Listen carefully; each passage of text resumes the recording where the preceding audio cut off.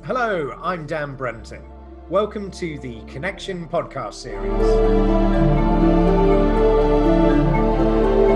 In this, the first of a multi-series session, we are looking at various impacts on the global corrugated industry in terms of numbers and volumes. And I'm delighted to be joined by Neil Osment of NOA Associates. Neil has a solid background in the industry, having worked for DS Smith, among others. And Neil specialises in market research and market intelligence relating to the global industry. Neil, thanks for joining us today. Obviously, there's been an awful lot going on over the last 7 months during COVID. And I know that one arm of your business is very much focused on market intelligence, market research, etc. And you've got obviously a great global outlook because you've been doing some really quite interesting work with trade associations over the last few years.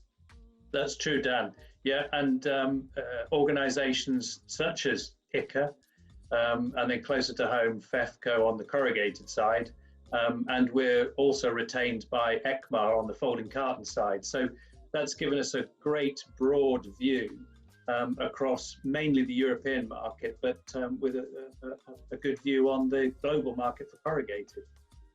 And Neil, doing that research, there's been some quite interesting comment that you've issued just recently, in actual fact, looking at the individual sort of territories and some of the pack types that are being produced by various regions. And you've seen a significant move, not necessarily away from shelf-ready packaging, but obviously the massive growth in e-commerce has been noted quite clearly. Absolutely, Dan. I mean, as you say, from a regional point of view, and we keep a close eye on what we describe as the 6 regions that we use to do our ICCA report. And so with North America and Western Europe, we found that in the last 6 months or so, the first 6 months of 2020, then there's been a dip down, but a small dip down, a relatively small dip down by a couple of percent year on year, which for us is amazing. I think it's an amazing demonstration of the resilience of corrugated as an industry. And then if you look at some other markets that have been growing like mad, which is the Far Eastern market, yeah, a little bit down versus where it's been, and understandably affected by COVID, but still high growth rates. If you come closer to home, then Europe, again, probably dropped by a couple of percent versus last year. And then where we operate out of in the UK, interesting that the market it's about 0.5% down, something like that after the first half year. And then if you look at the marketplaces in North America and Western Europe, some similar attributes. Online, just gone crazy as it would do, which has been fabulous. With shelf-ready packaging, that seems to have gone, and anything to do with food and drink has gone pretty wild. And whether it's that the product is actually being used to display the food and drink in retail outlets, probably an element of that, but there's a large part of it that actually those companies are grabbing hold of that packaging, ripping it apart and using it for home deliveries. So that's been a big part. And I talk about winners and losers in my article. Those are definitely the winners, and there are some people growing at 120% year on year. So some astounding figures. But if the figure is minus 0.5%, minus 2%, then there's obviously been some losers. And some organisations have focused their attention on certain market sectors, luxury market sectors, or even those related to eating out. And for instance, I'm sure this will be shared by people in both North America and Western Europe. Any outdoor event where perhaps there was food, a healthy pie no longer being consumed, and actually those businesses in those areas really struggling. So there's definite winners and losers. And Neil, have you found that any of those in the category that unfortunately we have to call the losers, surely there are some that have had to, adapt and pivot their business. So, I mean, have you seen any sort of great success stories out there as well?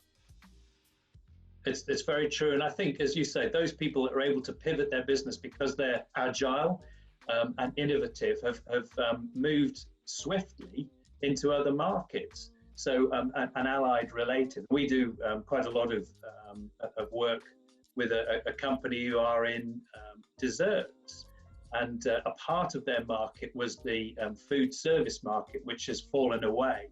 But actually, they also sell well into retail. So what they've done is they've been using their innovative thoughts and their sort of agile approach to these things to propose new designs and new products to their retail customer base, and has boosted their sales, and they've won some good contracts.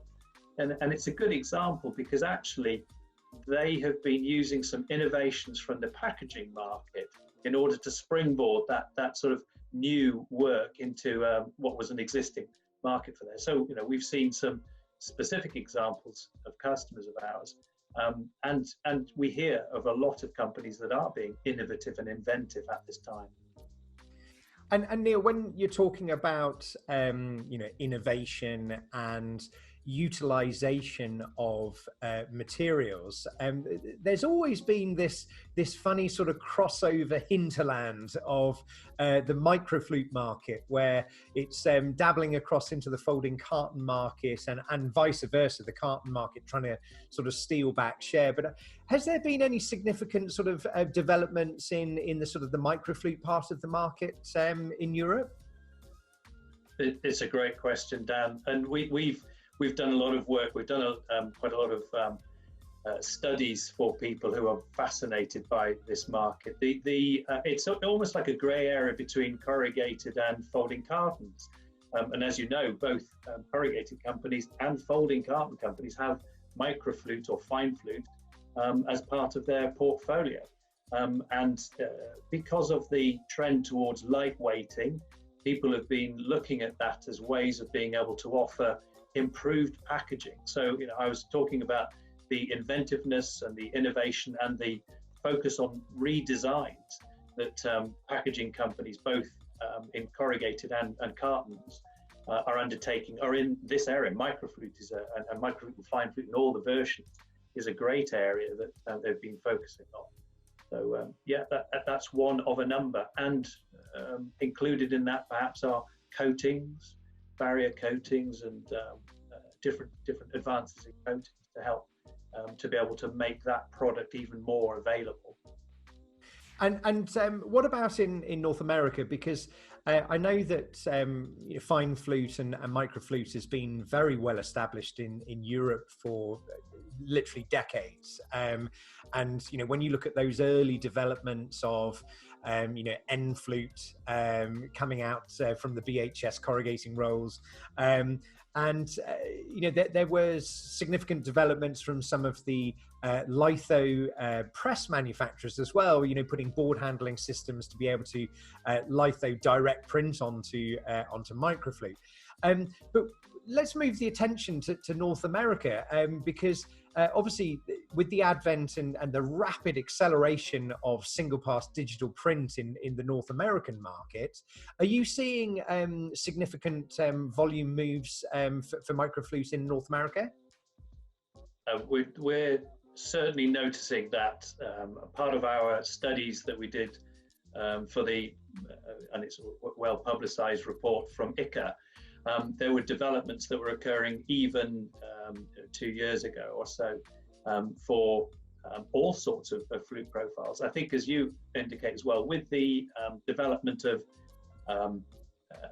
advanced printing, and digital print being one of those, and of course high quality flexopost print as another, then certainly that whole aspect of is there another substrate we could use, and could we find advances as a result of using different flutes is certainly grown. And if you extend that, that's probably because of the changes that had occurred in the freight legislation in North America in particular, and whether it's the availability of recycled papers into the North American market, the whole thing about what papers are available, what papers can be used, what weights are now able to be carried. All of that has sort of thrown corrugated up into the air and said, okay, all the rules are gone. Let's have a look at some new rules. So yeah, amongst other things, the flute profile changes have been advanced in North America.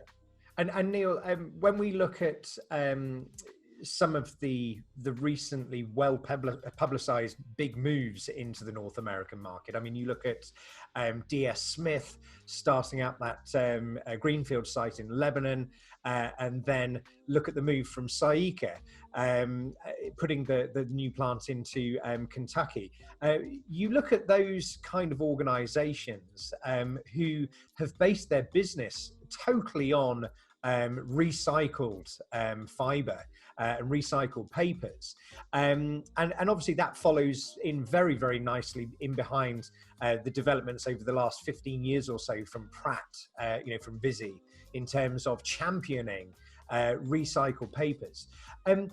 Do you think there is a significant move now in the North American market? I mean, obviously, I'm not trying to say that they're just massive users of heavyweight virgin fibers, but I mean, do you think over the last few years there has been this significant move in North America to lighter weight and to recycled liners?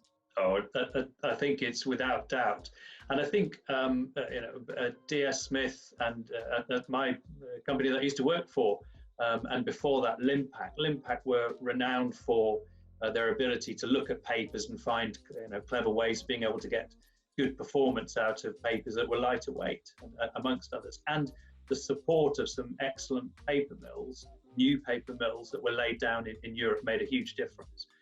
What we can see is with the development of and conversion of old fine paper, graphic paper mills, particularly in Canada and in North America, they've given the springboard for this to happen. So I think that's been one significant thing that's been occurring. And the second thing is people like DS Smith and ICCA have seen an opportunity in those markets. And as you say, it's DS, they invested in having a foothold, but now they're investing in brand new plants that replicate what they've been offering in other European countries. And ICCA, as you say, well known. I mean, they've got some huge investments in Europe that they're undertaking, using their fantastic knowledge and understanding of paper, and new plants in America. I'm sure it's going to make it very exciting in that market.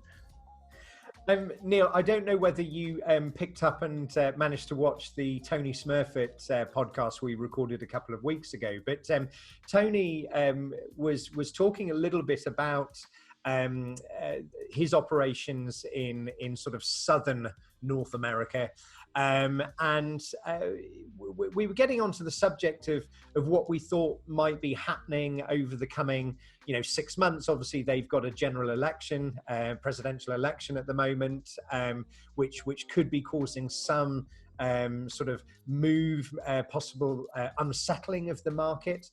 But Tony actually commented that he felt that all of the sort of effective trade tariffs and the trade wars that were taking place with China at the moment were more likely to have an impact on consumption in the North American market. Is this a view that you share as well? The global dynamics of political and economic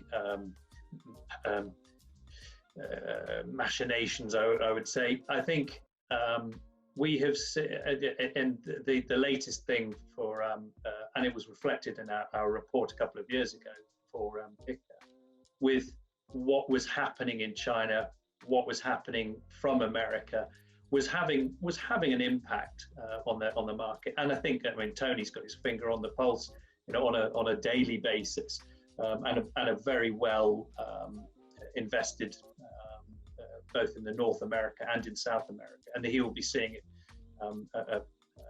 it particularly so in the last year or so. I think what we were seeing was that there was the start of an impact 2 years ago. What we're seeing now is that there are moves and changes and such like that are occurring. The changes that are occurring in North America, I think political changes had an impact. What will happen at the election, we'll have to see.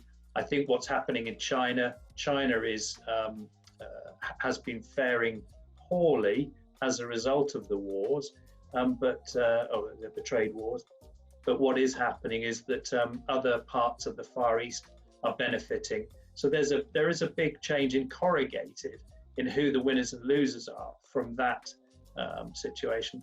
But if you look also other countries, you're saying about North America, we include Mexico in North America, and they have really suffered hugely as a result of COVID. So there are probably pockets of the 6 regions that are faring poorly and difficultly. So. Well, Neil, thank you ever so much indeed. It's been great catching up and trying to get that global view. And obviously, we will be back in touch again. We will be sitting down and chewing the fat on some other fascinating topics. So for all of the audience out there, watch out for the next in the series from Neil and NOA. So until then, Neil, thank you ever so much indeed for joining us today. Dan, it's been great. It's been great to chew the fat, as you say, about the industry that we both love. And I look forward to doing the same in the next few weeks and few months. Super job. Thanks, Neil. Bye.